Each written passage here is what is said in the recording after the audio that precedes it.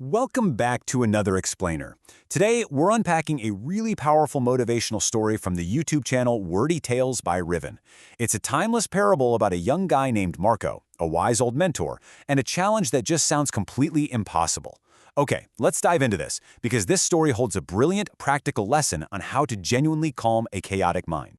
Can a simple glass of water cure a restless mind? I mean, seriously, think about it.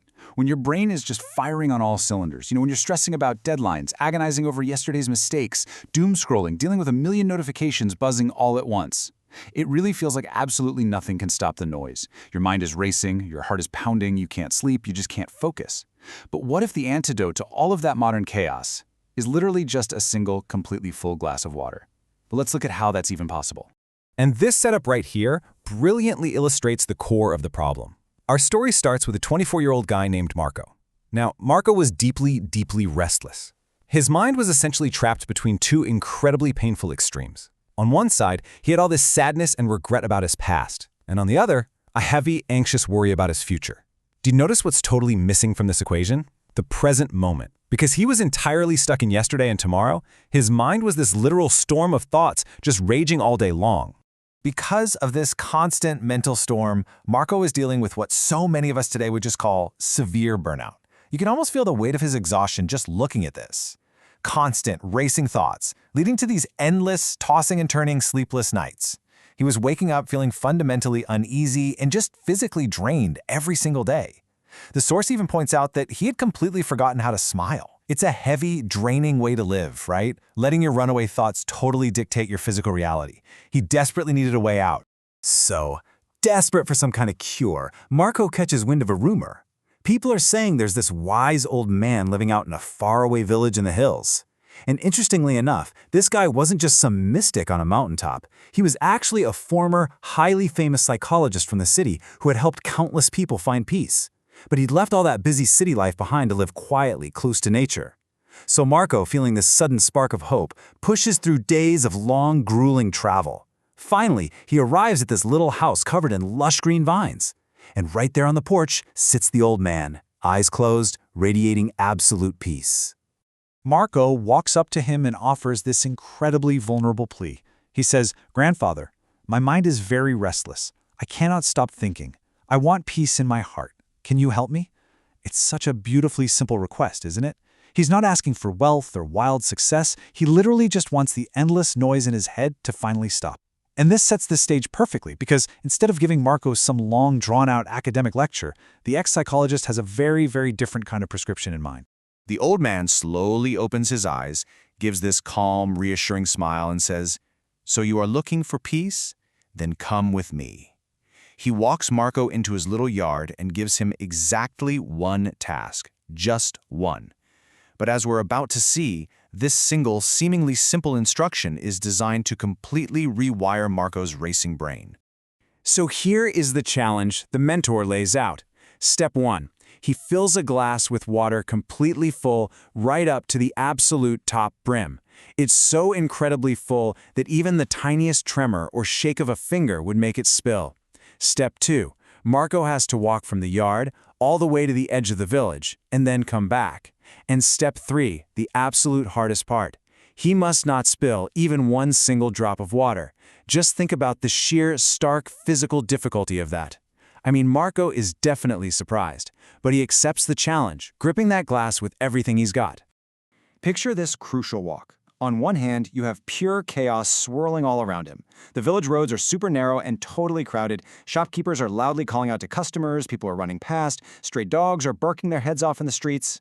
But in stark contrast to all of that, Marco's internal focus is locked entirely on the water. Every single step is careful, deliberate. His total concentration creates this sort of invisible bubble around him. He walks slowly, step by step. The villagers are actually watching in surprise, kind of sensing he's undergoing an intense lesson here, so they purposely decide not to disturb him. After what must have felt like an absolute eternity navigating that chaotic village, Marco finally returns to the porch. And guess what? He didn't spill a single drop. He proudly announces to the old man, "Grandfather, I did it. He's victorious."